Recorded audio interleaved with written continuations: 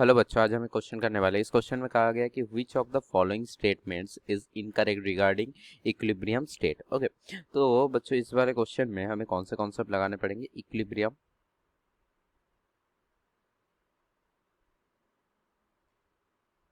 Constant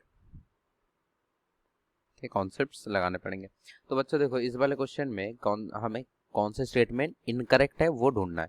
तो पहला जो स्टेटमेंट दिया गया है वो है डेल्टा जी के बेसिस पे कि the value of delta G at equilibrium is zero. तो हमें पता है डेल्टा जी और इक्विलिब्रियम कांस्टेंट के साथ जो रिलेशन है वो क्या है? Delta g is equals to minus n r t l n k.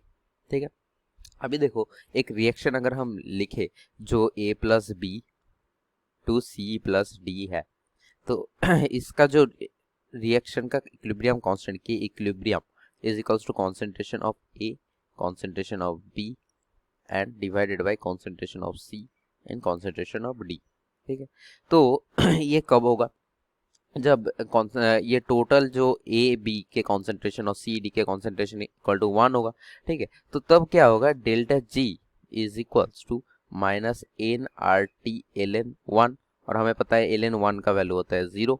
ठीक है, तो इसका वैल्यू आ जाएगा 0, तो डेल्टा जी का वैल्यू 0। तो ये तो करेक्ट ऑप्शन हो गया, ये ऑप्शन इनकरेक्ट है। ठीक है, ये ऑप्शन इनकरेक्ट है, ये करेक्ट स्टेटमेंट है। ठीक है, अभी दूसरे स्टेटमेंट पे आते हैं। दूसरे स्टेटमेंट पे क्या लिखा गया है कि the reaction ceases at equilibrium. तो बोल रहा है कि इक्विलिब्रियम पे रिएक्शन सीज होता है। देखो देखो बच्चों, क्या होता है अगर एक रिएक्शन ए प्लस बी है और सी प्लस डी है, तो के इक्विलिब्रियम या फिर इक्विलिब्रियम पे क्या होता है? जो रिएक्शन फॉरवर्ड, मान लीजिए ये फॉरवर्ड रिएक्शन है और ये बैकवर्ड रिएक्शन है, तो forward reaction rate divided by backward reaction rate equal to 1 हो जाता है। मतलब जो reaction rate, forward reaction rate equal to backward reaction rate हो जाता है। तो इसी वजह से के इक्विलिब्रियम आता है, पर रिएक्शन चालू रहता है। ठीक है, हाँ, इतना जल्दी रिएक्शन हो जाता है, इतना जल्दी ये प्रोसेस है, ये हमें दिखता नहीं, इसीलिए हमें दिखता है कि रिएक्शन उधर कुछ नहीं हो रहा, पर बीच में A plus B to C plus D जा रहा है और C plus D to A plus B भी आ रहा है। तो ये वाला स्टेटमेंट इनकरेक्ट है, तो ये करेक्ट ऑप्शन है। अभी तीसरे स्टेटमेंट देखते हैं। तीसरे स्टेटमेंट में क्या कहा है कि which of the following statements इसमें इनकरेक्ट होगा? तो उसमें है कि equilibrium constant is independent of initial concentration of reactant. Okay, तो देखो बच्चों, जो क्वेश्चन है A plus B to C plus D अगर हम करें एक इक्विलिब्रियम, तो इसमें के इक्विलिब्रियम का क्या होगा?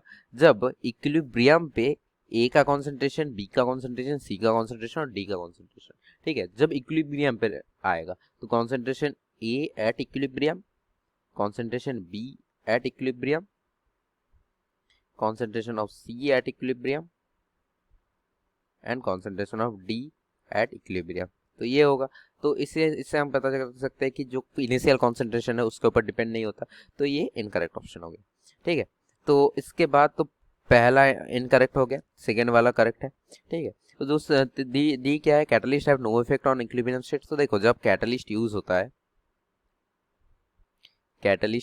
है, तो जो रिएक्शन फॉरवर्ड रिएक्शन रेट वो बढ़ जाता है, एज वेल एज जो बैकवर्ड रिएक्शन है वो भी बढ़ जाता है। तो r f by r b जो रेशियो है वो 1 ही रहता है। तो इसी वजह से जो इक्विलिब्रियम स्टेट है उसमें कोई दिक्कत या कोई चेंज इफेक्ट नहीं आता। तो ये भी इनकरेक्ट है। तो इस वाले क्वेश्चन का सही ऑप्शन हो गया ऑप्शन बी।